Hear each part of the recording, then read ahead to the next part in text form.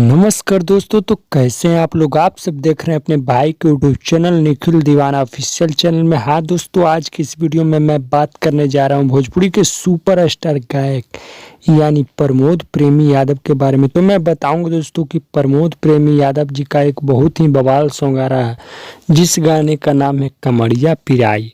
हाँ भाई लोग, अगर रउआ सब प्रमोद प्रेमी के फैंस बनी तो वीडियो के एक शेयर लगा दी।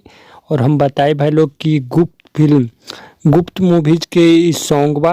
और हम बताएब कि गाना के गैले बानी प्रमोद प्रेमी जी, और उनकर साथ दिले बानी भोजपुरी के बहुत ही अच्छा गायिका नेहा राज जी।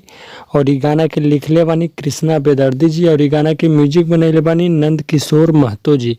और हम बताए भाई लोग कि गाना एगो मूवी आ रहा बड़ा गुप्त, जौना मूवी के नाम बा गुप्त, वही में ई गाना के गायल गईल हा।